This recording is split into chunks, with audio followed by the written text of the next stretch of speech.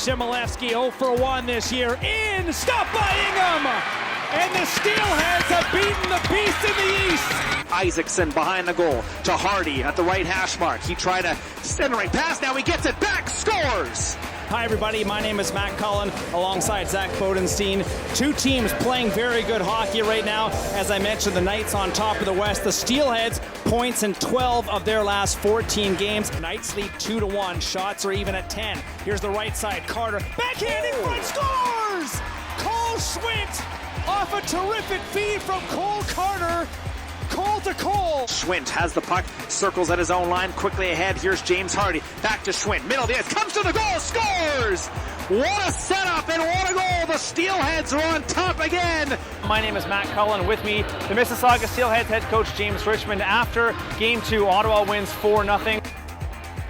Over to Damiani, scores! Sets up a 2-on-1 for the 67th. Here's back, shot, stuck, rebound, scores! Here's Tabak, he's in over the middle. Pass down low, centering pass, goes in front, scores!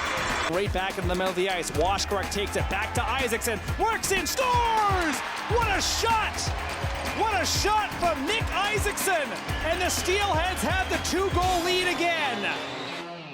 Joined by Matt Cullen, the voice of the Mississauga Steelheads on Saga 960 AM. He'd called the Fish on Rogers TV for a number of seasons prior. Matt, thanks for being on today. Thanks for having me. Well, the year 2020 has been a real doozy. Of course, we didn't have the opportunity to present the Robertson Cup or the Memorial Cup last spring, but we're hoping for brighter days ahead with a December 1st targeted start date for OHL hockey. How much are you looking forward to that?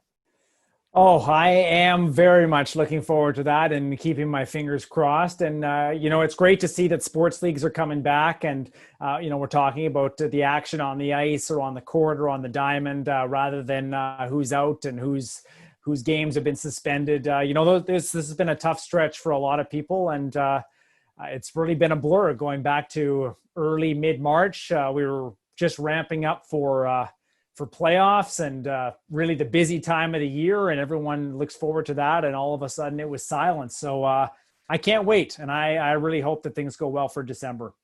Yeah, it certainly came to a screeching halt and maybe a little more abruptly than anybody had anticipated, but we're rolling with it. And yeah, as you said, we're building towards a brighter tomorrow, so to speak. Yeah. In addition to calling Steelheads games alongside Victor Finley, who is known by many for his expertise surrounding all things U Sports men's hockey, you've also got a couple things on the go outside of the booth, including some work with CBC. Maybe you can tell us a little bit more about that. Yeah, that's right. I work down at CBC, and they're a Toronto station, and have the chance to kind of float back and forth between the news department and the sports department. That's been great, and obviously it's been quiet as of late. But having the chance to call a number of their Olympic-style sports throughout the winter season, I've had a couple of years now of Little League baseball, and really it's just been Matt, what can you do? Are you available to do X sport? Are you available? And so it's been great. And it was the highlight was certainly getting the chance to call 7 disciplines of ski and snowboard at the 2018 Olympics in Pyeongchang. So that was a big thrill, and I've really enjoyed my time with them. And then with News Talk Saga 960, they were fortunate to pick up the Raptors 905 this past year. So basketball is something I also love too, and so it made for a busy year, and that was a lot of fun as well, calling some Raptors 905 games, just especially with all the hype around the Raptors, their championship run last year, guys that have made the jump from the 905 up to the Raptors. It was, certainly something that I'll remember for a long time, and hope that we can get back to it if the conditions are right. Boy, a jack of all trades. You more than likely take the cake for the most versatile OHL broadcaster. And I suppose being in the GTA with all that at your fingertips, whereas a lot of guys are sort of restrained to their own communities, you've just got so much in front of you and so many options of different sports that you could cover.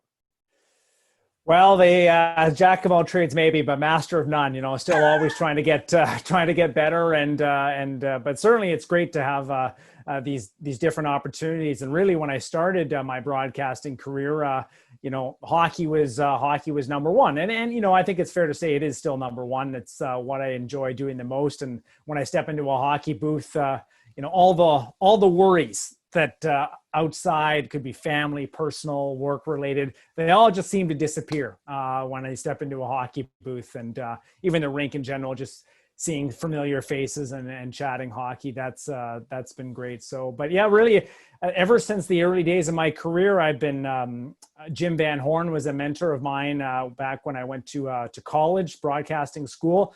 And he said, your answer when somebody reaches out about being available, the answer should be yes. And it, if you don't know how to call the sport, then you should figure out how to call the sport and do a good job. So that's really something I've taken to heart. And, if you asked me at the beginning of my career, would you be calling moguls at the Olympics?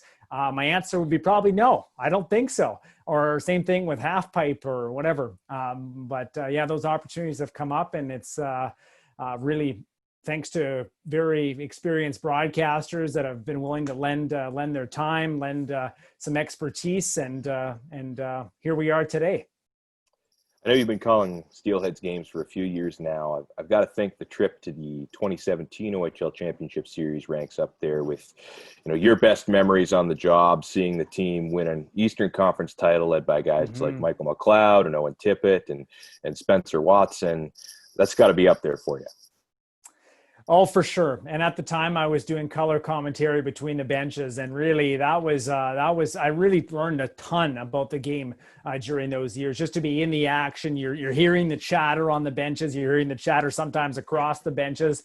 You're pressing the mute button just to make sure nothing doesn't get to air or anything like that. But really that was a tremendous experience. And there were a number of games in there that were incredible. And I think, obviously going to the OHL final that year against a very good Erie Otters team, but guys on that team did really well. And Owen Tippett, Michael McLeod, Ryan McLeod, Nicholas Haig. There's a whole long list. Spencer Watson there as well. That they had tremendous junior careers, and they've translated that into success at the professional level as well. But I think my best memory out of that would be Michael McLeod's overtime winner to put the Steelheads up 3-0 in that series.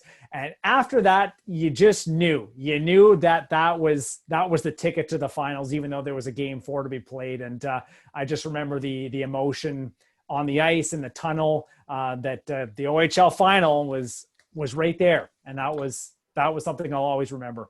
Yeah, I recall the game, and it kind of seemed like that was Peterborough's last stand, and they didn't seem to have much left in the tank after that, and the Steelheads had all the momentum, and of course, they went on to the final, and they gave Erie a good fight, but of course, a pretty talented Otters team that year. For sure. Since their trip to the finals, the Steelheads have hovered around the 500 mark over the past 3 seasons, and this past year saw a quartet of kind of homegrown, organizationally drafted and developed guys, and Cole Schwint, James Hardy, Kean Washkarek, and Thomas Harley all play big roles. If one thing has been true of James Richmond and his staff there, they've been able to consistently turn draft picks into solid OHL players. That is a very true statement. This was a special year for the Steelheads. It didn't start well. If you would have asked me that question in September, October, even November, it was a slow start. And there was some frustration for sure around the team with the Steelheads were out shooting their opponents. I remember I had a stat. I think it was 18 out of the 24 games they had outshot their opponents, but they'd come away with 6 wins or something like that. And, everybody was scratching their head, being like, what else can we do here? But, credit to James Richmond and his staff and the players for really sticking with it. They had a great month of December. I think they had points in 11 of 13 back in December. January was also good. February, a little bit hot and cold, but, it was looking like it was going to be a rematch of that Eastern Conference final, Peterborough and Mississauga in the first round of the playoffs this year. Boy, that would have been a lot of fun. I was really, actually the last game I called was in Peterborough at the Memorial Center there, and always love making those trips. But you're right, there was a lot of real standout performances. Cole Schwint has become one of the OHL's best two-way centers.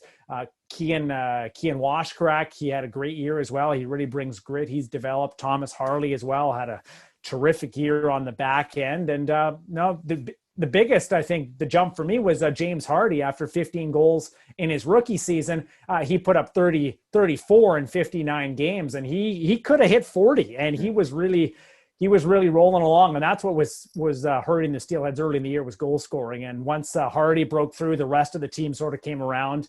It was a year for the Steelheads that was looking up. Certainly there were some excellent teams in the OHL that were up or higher on the list of OHL contenders for a championship. But this is a team that's growing, and if you look at the roster, there's going to be a lot of those guys coming back this year again. It was a real change of scenery in the crease for the Steelheads this past year. I mean, one of the biggest moves of last summer saw Jacob Ingham go to Kitchener, where he had a great season. And Trout brought in Barrie's Kai Edmonds, and he took over in the crease. And Edmonds led the OHL in minutes played, carried a really big load for the Steelheads this past season. He did, yes. He certainly is his first year as a starter, and obviously James Richmond and his staff liked what they saw in Barrie, especially with his 5-on-5 numbers. And Barrie they took a lot of penalties, and they historically have taken a lot of penalties. And a lot of the goals that Edmonds gave up with his time with the Colts were when his team was a man down. So they brought in Kai, and for a first-year starter, he really, he jumped into the deep end, right? He was leading the OHL in minutes for the majority of the year. And, that's because he could be counted on. And particularly during that stretch, January, December, of course, as well, he was great. And I really saw him get locked in. And now he's going into his overage year. He'll have a year as a starter under his belt. There's a lot to look forward to in Kai Edmonds for sure. What I think mostly about him is he's able to stay calm in the net. Sometimes for a young goalie, it's easy to be excited, I find. And, sometimes you get, you're jumping around, you're out of position. But I didn't really see that with Kai this year. And, when he was on, I think he can be right up there with the OHL's best. As you mentioned, Edmonds looks like he'll be returning as an overager, and you alluded to the veterans coming back. Schwint, Wash, Karuk, and Hardy all expected to be back in the lineup. We'll see how much the Dallas Stars like Thomas Harley. They kept him for a long time last year, so I'm sure JR on the staff in Mississauga are kind of wondering where he'll end up. But I think regardless of Thomas's destination, I think it's safe to say the Steelheads are in pretty good shape to be very competitive this season. Well, this was the whole goal, I think, of the coaching staff, is to really, set up and, after the OHL championship run, press the restart button and get in some new young prospects and let them grow. So now you're seeing guys that are in their third and fourth year, and this is just to put it lightly, this is their prime of their OHL and junior careers. And Thomas Harley, who has been a great skater from day one, that's really continued. And so much so that you're right, he was taken in the first round by the Stars. They kept him for a long time last year. And even this year, once the bubble started up in Edmonton, he actually was able to play in one of those round robin games. So he made his NHL debut this year with Dallas. So that's going to be one to watch for sure for Steelheads fans. You're obviously happy either way. You're happy for a young man that's able to take a jump towards the NHL in his career, that's for sure. But this is going to be potentially a pretty good year for the Steelheads, and Harley is their number one defenseman. He would be very helpful, and hopefully a deep playoff run in Mississauga next year. Oh, perhaps a deep run into the playoffs. And we're not encouraging this, but, maybe another Steelhead Trout on the ice at the Paramount Fine Food Center, sort of reminiscent of the octopus at Joe Louis Arena back in the day. Oh, they've been up to some old tricks there for sure, yeah. And it's always the big games that there's usually a trout on the ice. It's happened a couple of times now. Usually it's evolved the London Knights are in town in some sort of capacity. But the fans get into it. And, when the Steelheads were deep in the OHL finals, there was a buzz in the rink, and that was tremendous. And obviously we don't know what the future holds in terms of fans in the stands, and but if things are better and we're in a position to do that, the fans in Mississauga will be there for sure. Well, December 1st seems like an eternity from now, but in all reality, it's under 3 months away. I'm sure you're as antsy as I am to get things back going again. So let's stay hungry and get back to the action. That's it. Yeah, that's it, Josh. Really hoping that it'll be sooner rather than later. And, listen, if you look at the calendar, training camp's probably sometime in November. That's not that far away now, right? So it's going to be weird for sure not having hockey in the fall. This is usually when I start the busy season. And, That's going to be it's tough. It's tough to take for sure. And I've said that a number of times to anybody that I've worked with and other commentators in junior hockey. But there's light at the end of the tunnel here, and fingers crossed that December will be rolling around sooner rather than later. You bet. Thanks for joining me today, Matt. Thanks for having me. All righty. Take care.